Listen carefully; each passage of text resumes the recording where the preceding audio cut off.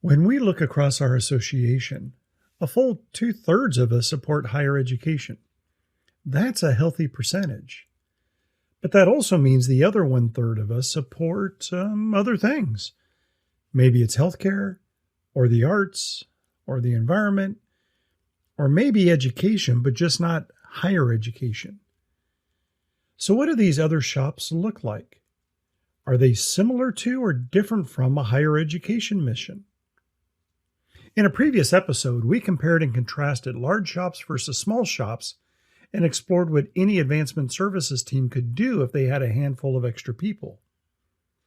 In this episode, and for everyone's benefit, we wanted to explore some of the uniquenesses and challenges of supporting a non-higher ed cause. For example, if you don't have alumni, who becomes your donor base? And if you think FERPA is a hindrance, wait until you deal with HIPAA regulations. And what if your donors are not the users of your institution? And have you ever had to deal with tributes? Well, today we will hear from some of our colleagues who represent different vertical industries of advancement services and catch a peek of how their operation may be different than your own.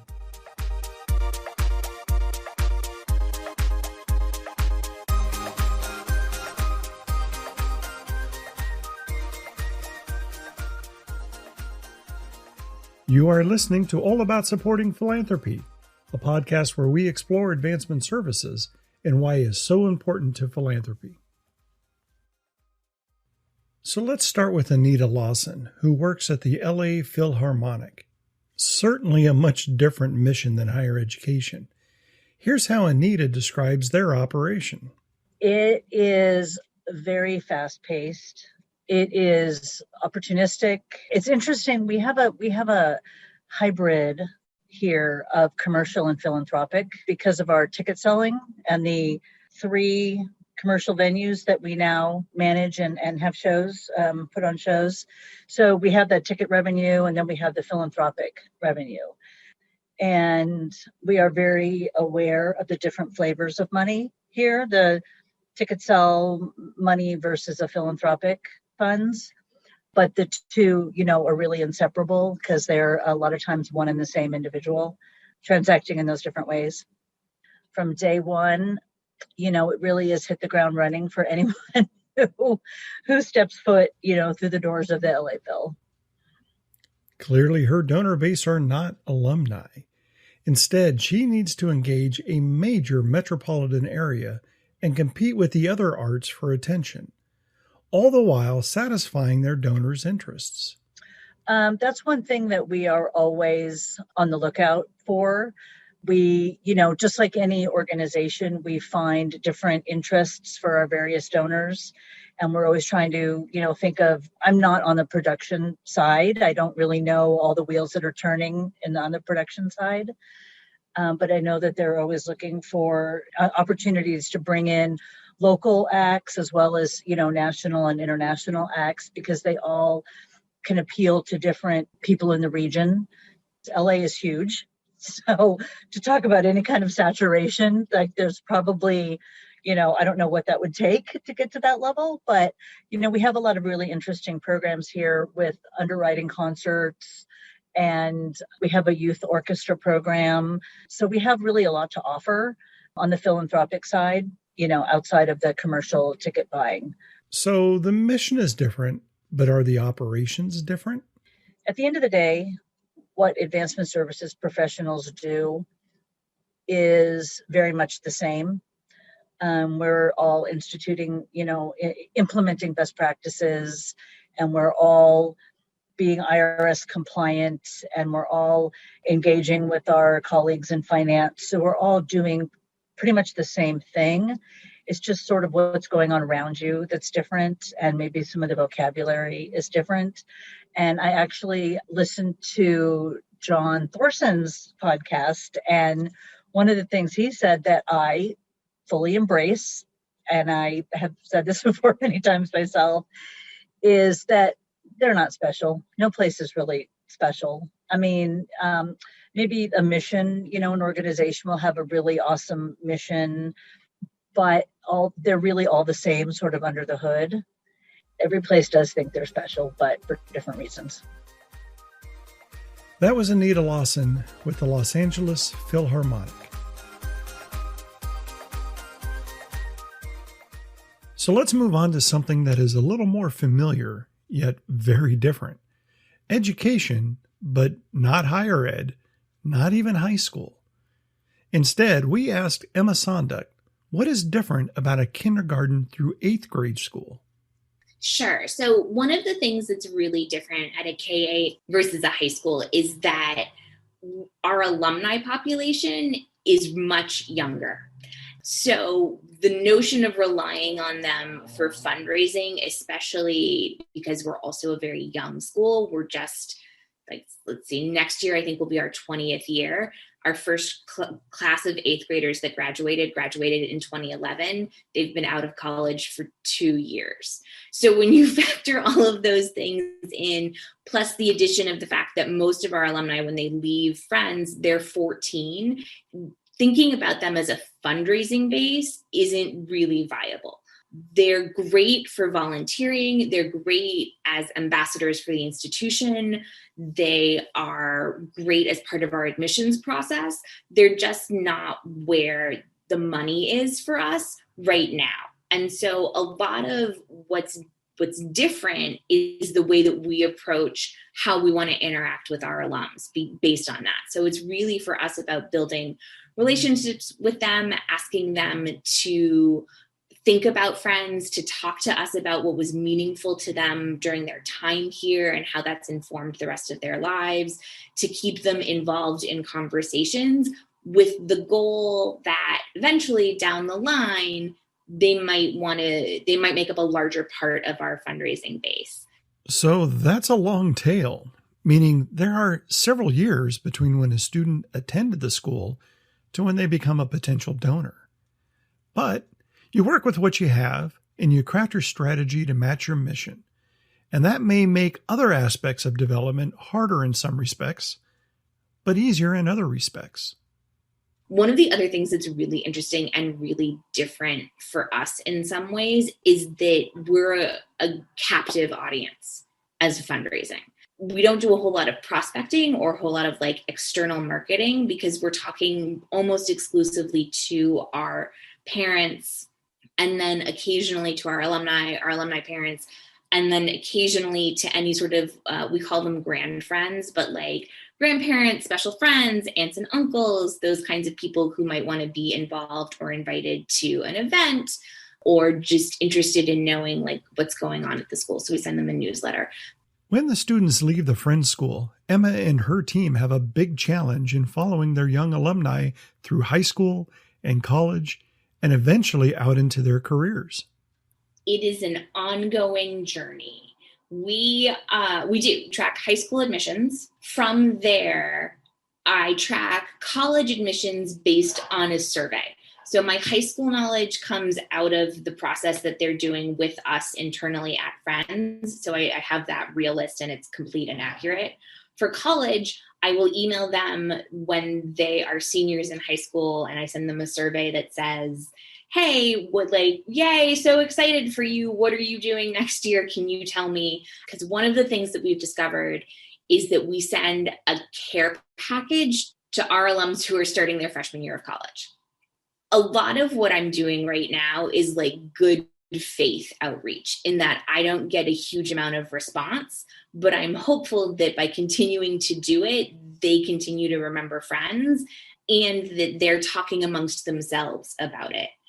But I get enough responses that I feel like it's valuable. And I send out enough care packages to feel like this is worthwhile. Our graduating classes are between 50 and 65.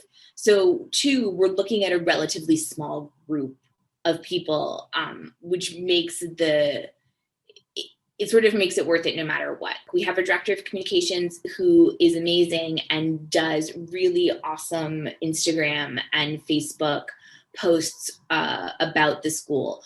We've talked a lot about getting to a place where we have more automated, targeted like Insta posts for alumni, right? Like Throwback Thursdays, trivia, those kinds of fun things that I think can be really engaging. For us, so much of the question about engagement, especially with alums, is a staffing question. There's only so many hours in the day, and there are only so many of us to do the work. And so unfortunately, those are the kinds of things that I think get sacrificed because we are trying, like something else gets prioritized, or it just falls to the end of the never-ending project list. There is still a very big difference between a higher education donor who is an alumni and a K-8 student who is not an original donor, but may become a donor one day. Emma is actually dealing with two classes of donors, and the difference is significant. I think that the main difference is the experience. If I'm an alum and you're an institution of higher learning and I have graduated from you, I know what it was like to be there.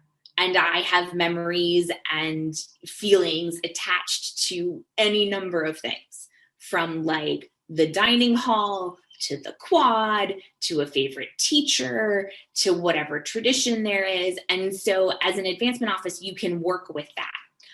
I don't have that because my parents don't go to school here, right? So if you're the parent of, and it gets trickier the older they get, if you're the parent of a kindergartner, there's a lot I can talk to you about how exciting it is and how new it is and how we're beginning this journey together. But if you're the parent of a fifth grader, it gets a little bit harder to talk to them about what's going on because it's not their daily experience.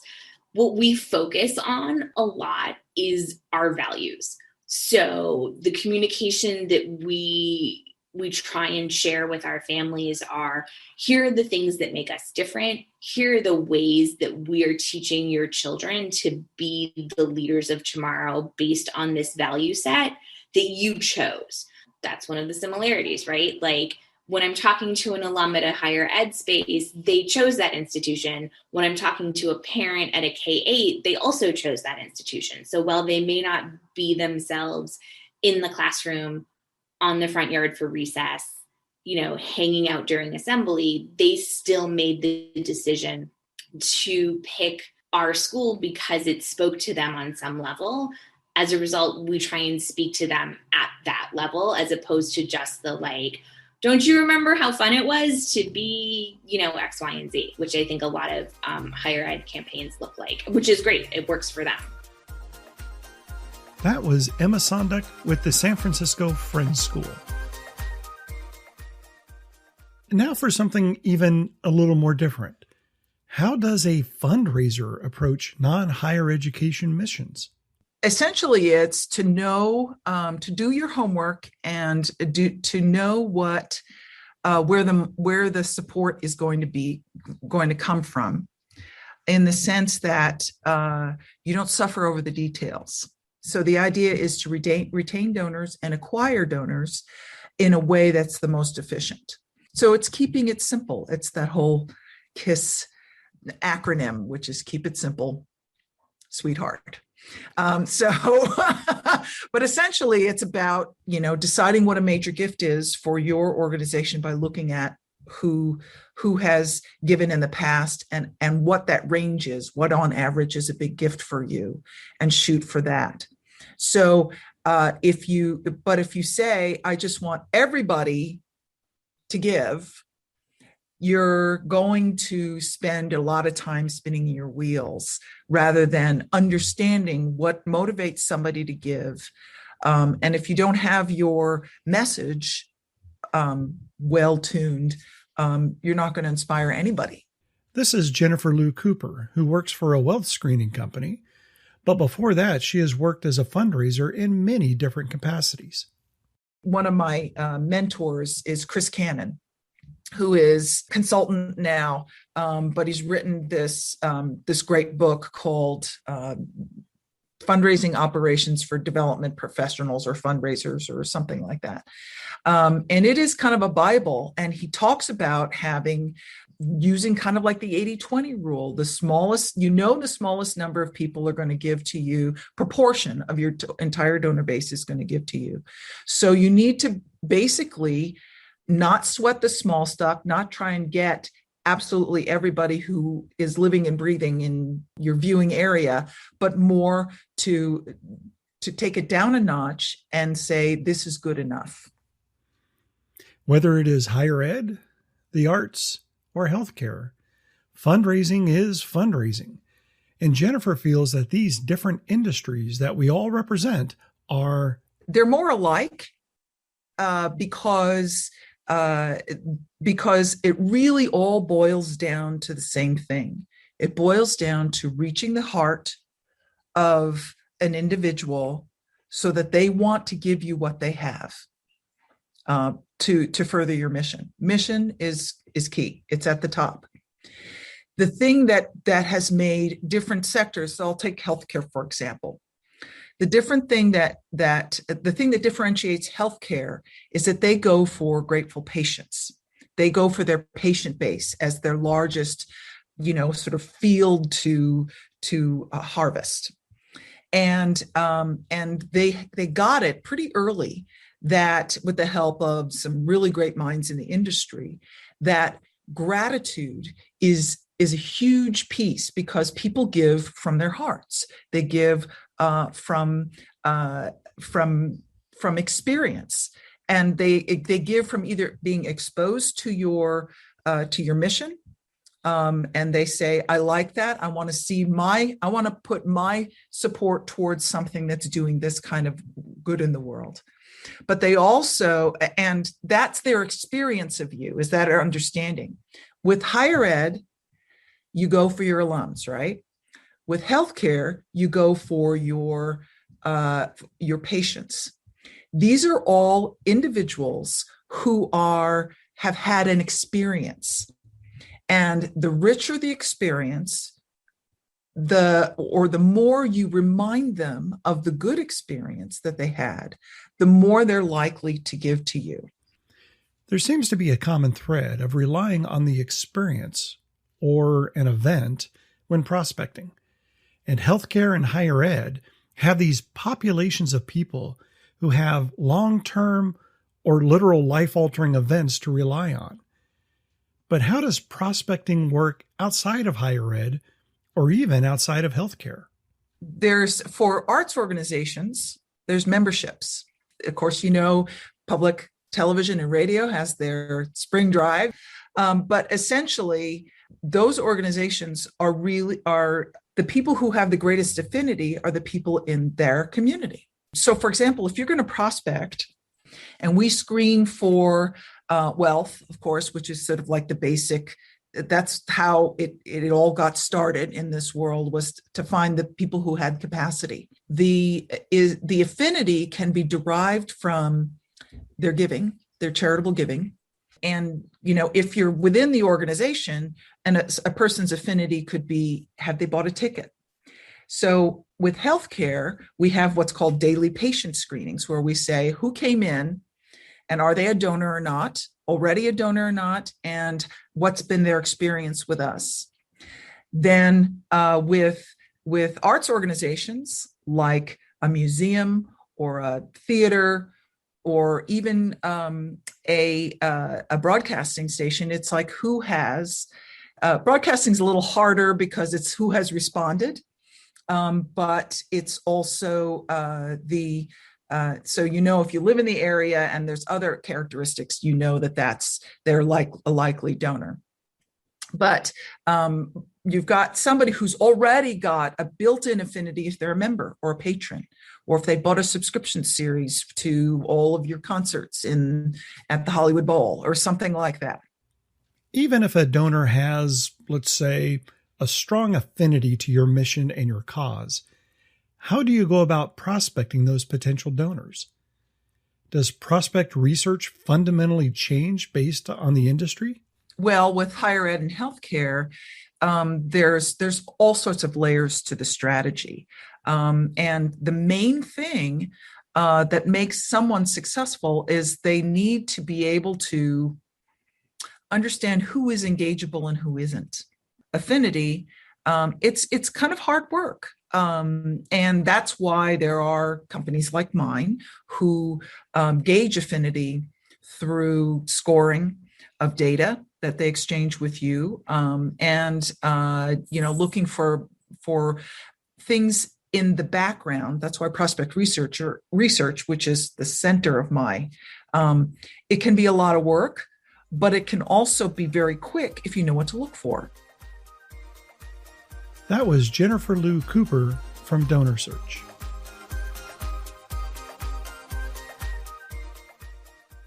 I mentioned that 2/3 of our members are from higher education. If you add healthcare to that, well, the remaining percentage of our members may be small, but they are extremely important, sophisticated, and diverse. We have heard from an arts shop, from an elementary education shop, and from a fundraiser. It's time we heard from an environmental mission. This is Stephanie Norton, and I will let her introduce herself and her unique team of specialists supporting a global enterprise. Sure. For the past 24 years, I've been at the Nature Conservancy in a variety of positions, both within development operations, fundraising, and advancement services most recently. I've been the director of the fundraising system specialist team, and that team sits within advancement services, and we provide day-to-day business and process support for over 200 users of Blackbaud CRM at the Nature Conservancy. And our users are in all Nature Conservancy business units in the US and without, or international, I should say. And the specialist team, we're all located in the United States. We're scattered throughout the entire country. It was really fun founding the team, honestly. We went live with Team Approach, which some of the listeners may know. We went live with Team Approach in 1999, and it was pretty quickly identified that we needed a more robust support structure. We had lots of users, 200-300 users. There was a recognition we needed more people providing support. There were a group of people that were instrumental during the conversion to Team Approach. They were called the implementation partners. And a lot of those folks actually became the founding members of the specialist team because they had that inclination already to want to do system support and to help people use Team Approach. And a lot of those folks, myself included, moved into the specialist role when it was created. So it was a lot of work, but it was to get it going, but it was really rewarding, and it was really exciting to be at the beginning of it. It might be an oversimplification, but maybe most of our higher education members will find that their operations look very similar to other higher ed teams. Maybe not quite cookie cutter, but certainly it follows a pattern. However, Stephanie and her team were formed from a unique requirement stemming from the challenge of a complex operating model. When we went live with Team Approach, one of the reasons that the need for more robust support was recognized was that there were a lot of issues with the revenue entry, actually. One of the big selling points of creating the position was that we'd have standardized revenue entry. So that was a key part of the role, along with all of the other kind of day-to-day questions about the system. So fast forward all of these years, we still play an integral role related to revenue and helping folks understand revenue coding, but we don't do gift entry day to day. We still do entry of pledges and pledge payments, but the bulk of gifts are entered locally by the business unit staff, and we answer questions about that process. The constituent system we use now, Blackbaud CRM, has really incredible functionality, and a prospect management functionality. So we do a lot of support related to that, and of course, reports and extracts. So I think our role really has expanded over the years. Revenue entry problems. What an interesting problem to have. Maybe it's the number of gifts, or maybe it's the complexity of the gifts. The Nature Conservancy is particularly focused on pledge entry. Historically at TNC, they've been a challenge from an audit perspective. The functionality in entering them is different than entering outright gifts. It's a little trickier. And we had some issues when we converted to Blackbaud CRM. For a while, we had to do dual entry of those transactions in two different systems. So there's been a bit of a history there with those being a challenge. And they're also some of our largest gifts come in, as pledges, pledge payments. So they tend to get a lot of attention from our auditors, which is why we pay special attention to them, because they are paid over a series of years. They tend to change. Donors change designation, donors change schedules. So there's a lot of room for error in maintaining a transaction that lives for 5 years. Once you are seen as the expert on gift entry, especially highly visible pledges, you're also considered the expert on just about everything else related to your donor management system. Yes, I would say that they're revenue subject matter experts for sure, and subject matter experts on many other things, many other areas of functionality as well.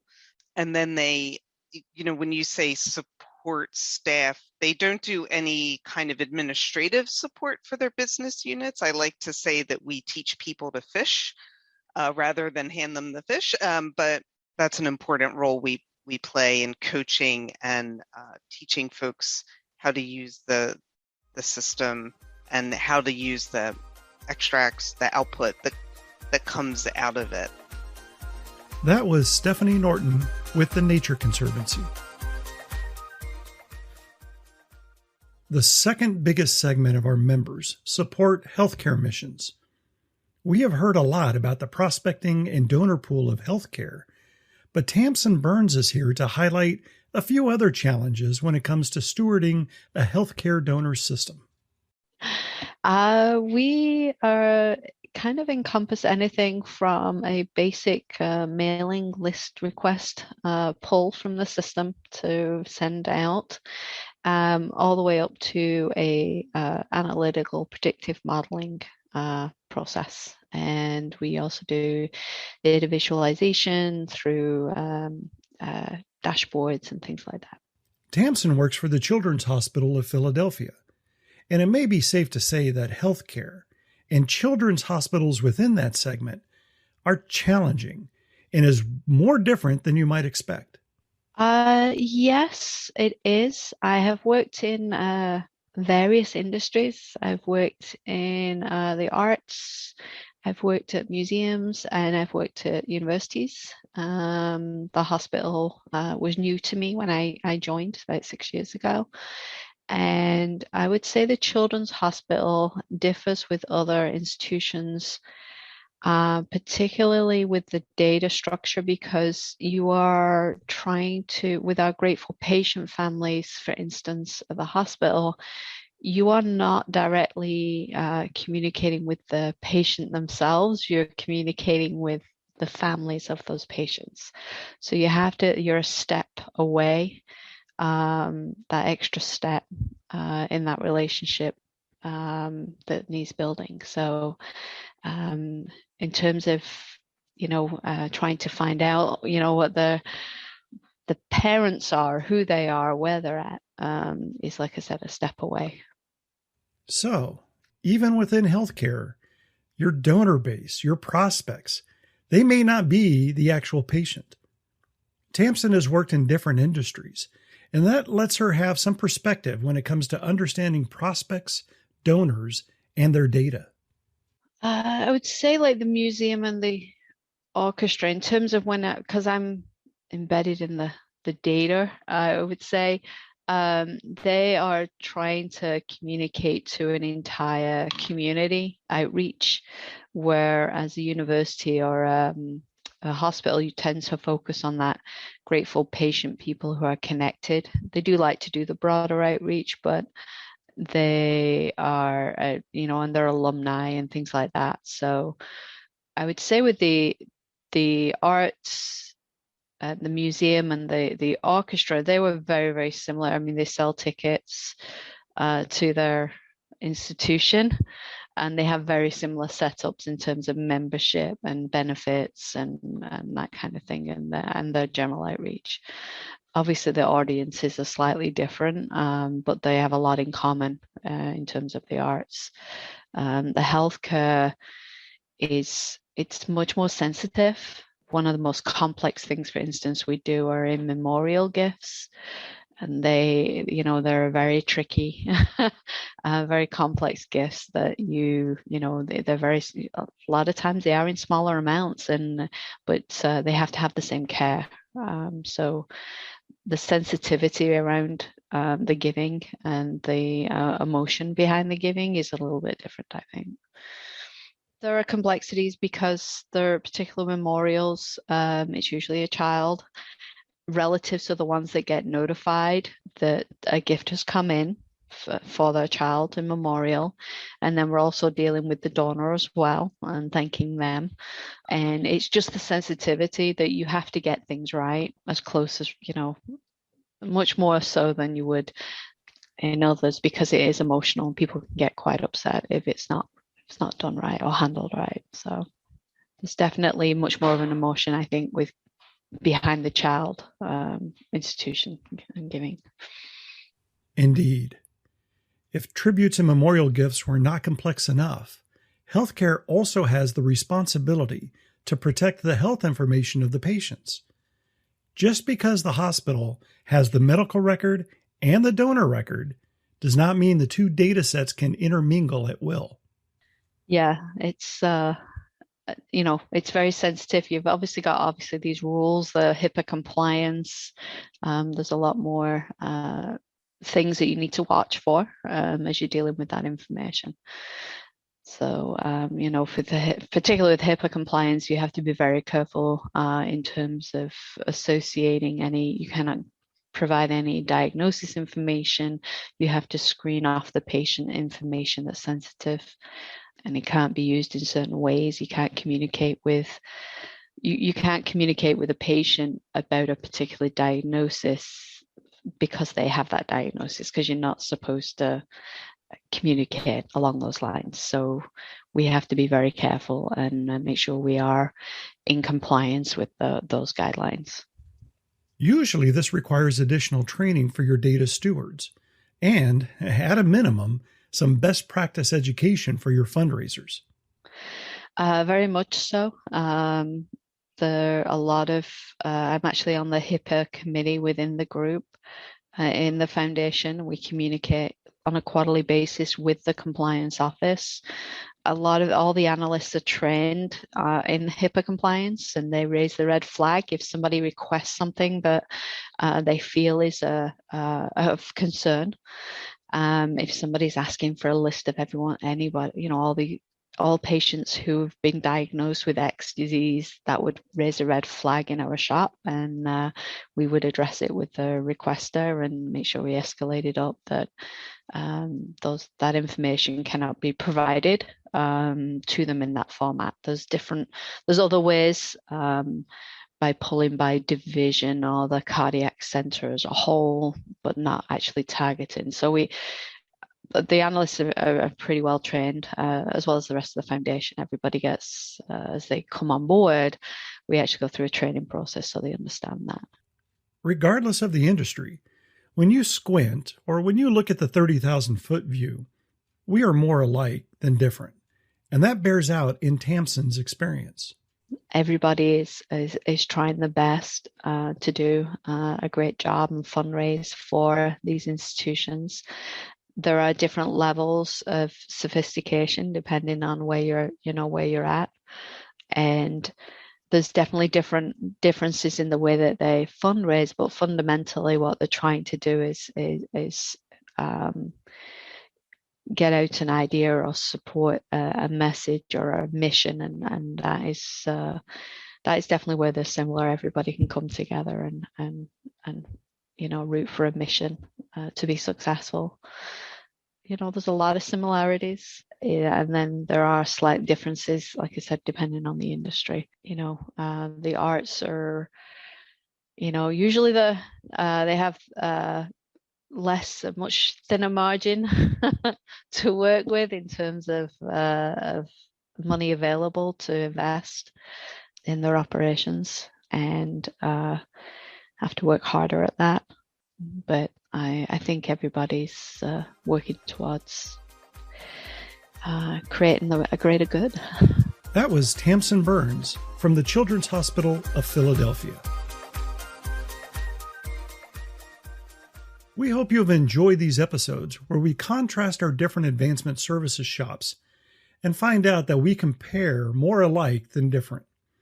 Our association is a gold mine of experience, knowledge, and cooperation.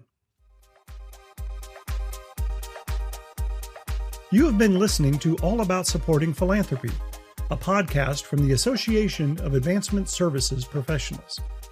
A big thank you to all of our guests. Our interviewer is Janelle Present. Our coordinator is Amanda Garvin Adikoff. Music by Dwight Dozier, and the show is produced by Meg Padavani. For more information and to find an archive of our episodes, please visit our website at advserv.org. For AASP, I am Jay Ballinger. Thank you for listening.